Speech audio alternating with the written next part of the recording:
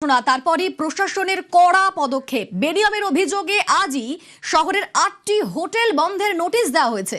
পাশাপাশি কলকাতার ১৭টি হোটেলকে শো কজ নোটিশ দিয়েছে দমকল। Marquis street, free school street, Sudder স্ট্রিটের একাধিক হোটেলের অগ্নিবিধি নিয়ে উদ্বিগ্ন রয়েছে প্রশাসন।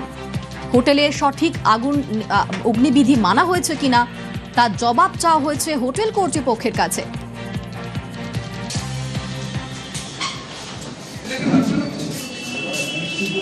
আমার সঙ্গে সরাসরি রৌনক রয়েছেন। রৌনক, তুমি তো সকাল থেকে হোটেলগুলো ঘুরে ঘুরে দেখলে, সেখানে ইতিমধ্যে ৮টি হোটেল বন্ধের নোটিশ দেওয়া হয়েছে এবং তারই সঙ্গে ১৭টি হোটেলকে শো কজ করা হয়েছে। এই হোটেলগুলোর বিরুদ্ধে মূলত কি অভিযোগ, কিভাবে চলছিল হোটেলগুলো? দেখো, একেবারে যেটা আমরা জানতে পারছি দমকল সূত্রে, যে এই হোটেলগুলো কোনো রকম কোনো অগ্নি নির্বাপক ব্যবস্থা ছিল না। শুধু তাই নয়, বিল্ডিং প্ল্যানও কিন্তু বেশ কয়েকটি হোটেলের নেই এবং দেখা যাচ্ছিল রেসিডেন্সিয়াল বিল্ডিং হওয়া সত্ত্বেও তারা ব্যবসার ক্ষেত্রে এই হোটেলগুলোকে ব্যবহার করছিল।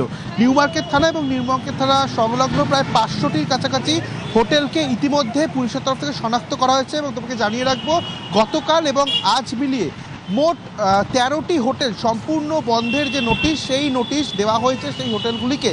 এছাড়াও আজ নতুন করে ১৭টি হোটেলকে শোকজ নোটিশ দেওয়া হয়েছে। কি এই শোকজ? যে দমকল সার্ভে করে দেখেছে এই হোটেলগুলো যথাযথ অগ্নি নির্বাপক ব্যবস্থা নেই, সেক্ষেত্রে তাদের হোটেল বন্ধ করে দেওয়া হবে। তাদের হোটেল কেন বন্ধ করা হবে না সেই মর্মে তাদেরকে শনিবারের মধ্যেই দমকলের সদর দফতরে উত্তর দিতে হবে।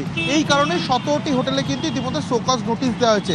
অত্যন্ত ভয়ঙ্কর যে বিষয়টি সামনে আসছে, যে এরকম একটি নিউ মার্কেট থানা এবং তার সংলগ্ন এলাকায় রমরমিয়ে হোটেল ব্যবসা চলছে, সেখানকার ৯০% হোটেলেরই কিন্তু যথাযথ অগ্নি নির্বাপক ব্যবস্থা নেই এবং তারপরও দেখা যাচ্ছে যে প্রপার বিল্ডিং প্ল্যান, সেই বিল্ডিং প্ল্যান পর্যন্ত নেই এবং রেসিডেন্সিয়াল বিল্ডিংগুলোকে কিন্তু এখানে ব্যবসার ক্ষেত্রে ব্যবহার করা হচ্ছে।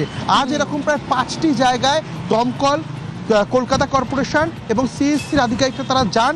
৫টি হোটেলকেই কিন্তু সম্পূর্ণ বন্ধের নোটিশ দেওয়া হয় এবং সেই হোটেলের ছবিগুলো তুমিও দেখেছো। একেবারে ভয়াবহ চিত্র।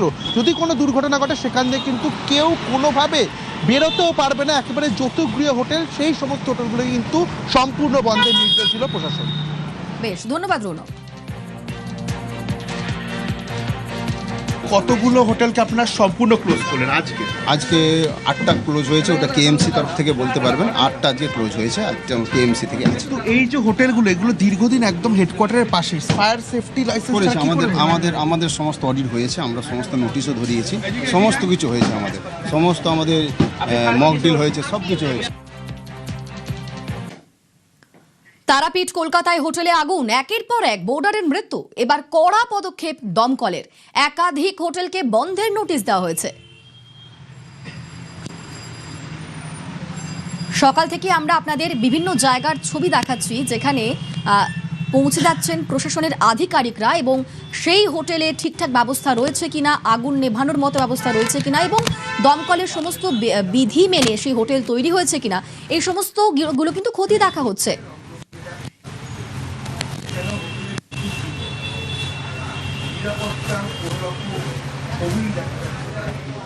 মার্কিউ স্ট্রিট, মির্জা গালিব স্ট্রিটের যে হোটেলগুলি, তা কার্যত যৌতুকগৃহ।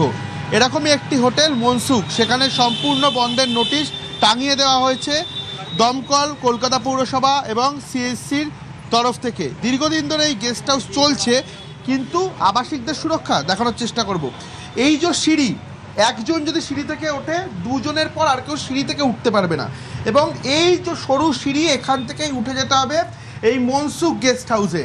এইখানে এসে দেখা যাচ্ছে কি একটা সরু ফালি, এরকম গায়ে গা লাগানো রুম। কোথায় রয়েছে ফায়ার অ্যালার্ম?